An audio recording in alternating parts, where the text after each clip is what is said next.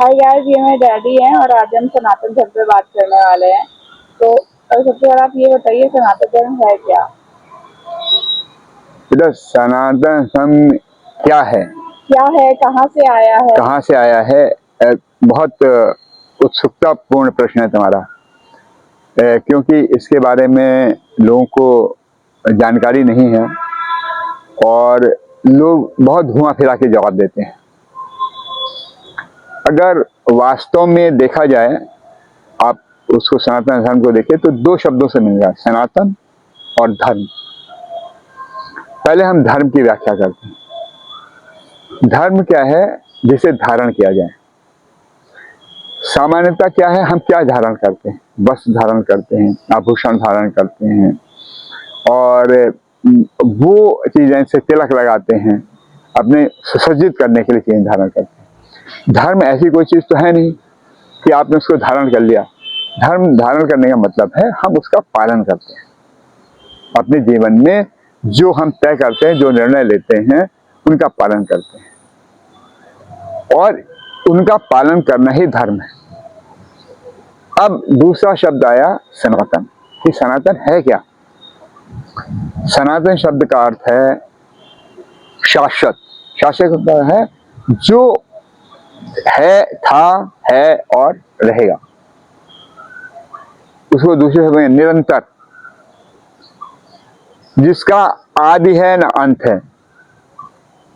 तो अब स्वाभाविक एक बात है कि मनुष्य का, प्राणियों का, पेड़ पौधों का और जितनी भी चीजें हम देखते हैं अपने आसपास, उनका जन्म भी है, उनकी मृत्यु भी है। चाहे पेड़ पौधे, चाहे कुछ भी हो।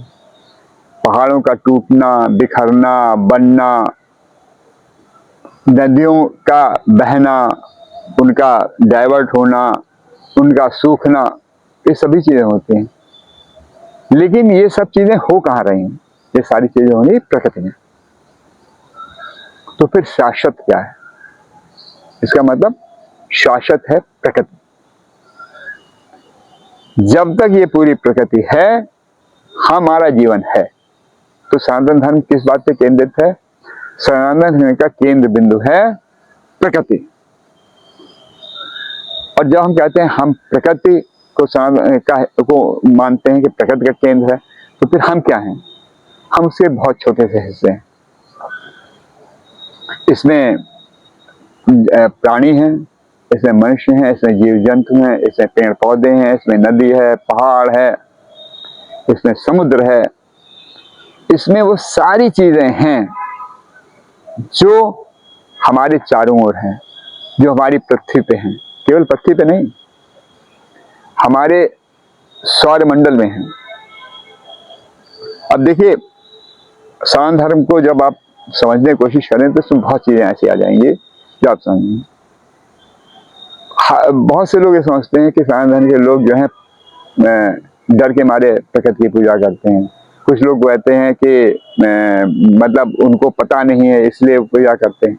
नहीं, हमारे जो ऋषि मुनि थे, उन्होंने हजारों साल क्रमबद्ध तरीके से तपस्या करके, बहुत ही सोच विचार के, बहुत ही वैज्ञानिक तरीके से चीजों को देखा, परखा, समझा।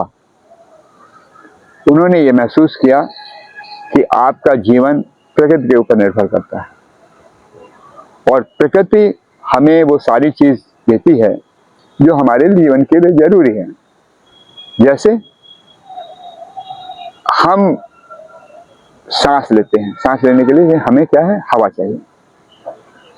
तो हवा चाहिए, तो हवा जो है उसमें क्या चाहिए? हवा में खाली वो नहीं, हवा में ऑक्सीजन है, नाइट्रोजन है मुख्य रूप से, उसमें कार्बन डाइऑक्साइड है, उसमें और भी बहुत छोटे छोटे जो हैं कह सकते हैं गैस हैं, उसमें आर्द्रता भी है, उसमें धूल के कण भी हैं।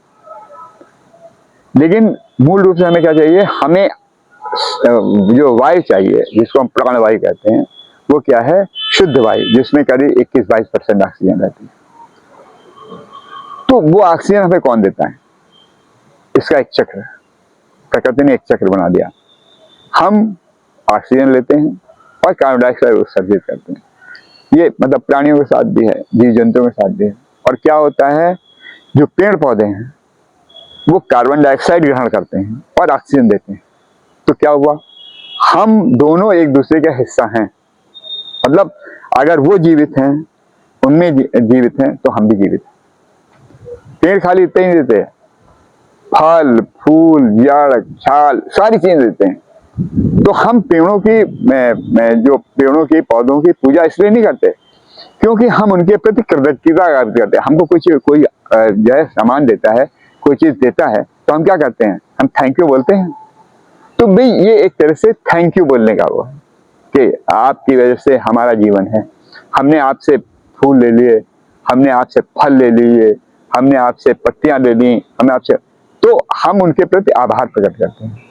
तो जो हमारी पूजा है, इसीलिए हम जो पूजा करते हैं उसमें पृथ्वी की पूजा करते हैं। सुबह उठते हैं, पैर छूते हैं जमीन, वो साइंटिफिक भी है क्योंकि वो जब जमीन पे हम रखते हैं, पैर रखते हैं, तो हमारी जितनी नेगेटिव एनर्जी है वो जाके जो है जमीन में चली आती है, तो हमें पॉजिटिविटी आती है। तो हमें सकारात्मक विचार लाने के लिए भी इसकी जरूरत पड़ती है। इसी से बहुत से पेड़ पौधे हैं, जैसे तुलसा है, तुलसा हमारे लिए बहुत लाभदायक है, हम उसकी पूजा करते हैं, घर में रखते हैं। इसी तरह आंवला है, आंवले को कहा गया है कि पूर्ण भोजन, वट को कहा है पूर्ण ग्रह।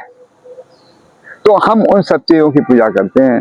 हमें बहुत ज्यादा ऑक्सीजन देने वाला पेड़ है, वो है पीपल। तो पीपल है, वट है और आंवला है, इनकी पूजा करते हैं। आम हमें खाली फल नहीं देता, आम की पत्तियों में जो पत्तियां हैं वो बंदरवार की तरह लगाई जाती हैं पूजा में। क्यों? क्योंकि उनमें उनके तोड़ने के बाद भी बहुत समय तक ऑक्सीजन देने की क्षमता रहती है। तो हमारा पूरा जीवन जो है वो प्रकृति केंद्रित है, सनातन प्रकृति केंद्रित है। इसलिए हमें सहअस्तित्व की भावना है, हम सबसे साथ मिलकर चलते हैं, हम किसी के साथ दुर्भावना नहीं रखते। इसीलिए जितने भी लोग जो सनातन को मानते हैं वो एक दूसरे के साथ सहअस्तित्व के साथ रहना चाहते हैं। ये सनातन धर्म का मूल मंत्र। आज के लिए मैं समझता हूँ इतना काफी है, फिर हम इस पर आगे चर्चा करेंगे क्योंकि इसके वैज्ञानिक पहलू भी बहुत बड़े हैं। जैसे मैं एक बात बता दूं कि आज हम पर्यावरण के बारे में चर्चा करते हैं और पर्यावरण को लेकर बहुत चिंतित हैं, लेकिन हमारे जो इतने ग्रंथ हैं पुराने, उन ग्रंथों को पढ़ें तो आपको समझ में आएगा कि हम पेड़ पौधों के लिए क्या सोचते हैं, अन्य जीव जंतुओं के लिए क्या सोचते हैं, तो उसका वैज्ञानिक पक्ष समझ में आएगा। तो ये तब विस्तृत वो है, चर्चा है इस पे, कि ये चर्चा हम करना चाहें तो इसमें 100 एपिसोड भी हो जाएं तो नहीं, इसलिए हम इसको यहीं पे विराम देते हैं। इतना आज के लिए काफी है, मैं समझता हूँ। अगली बार जब हम करेंगे तो हम इसके उन वैज्ञानिक पहलुओं पर चर्चा करेंगे जो हमें ये समझाने में कोशिश करेंगे सनातन में कितनी वैज्ञानिकता है। बहुत बहुत धन्यवाद। आपको मेरा ये विचार आपको पसंद आया होगा। भविष्य में फिर आपसे मिलेंगे। नमस्कार।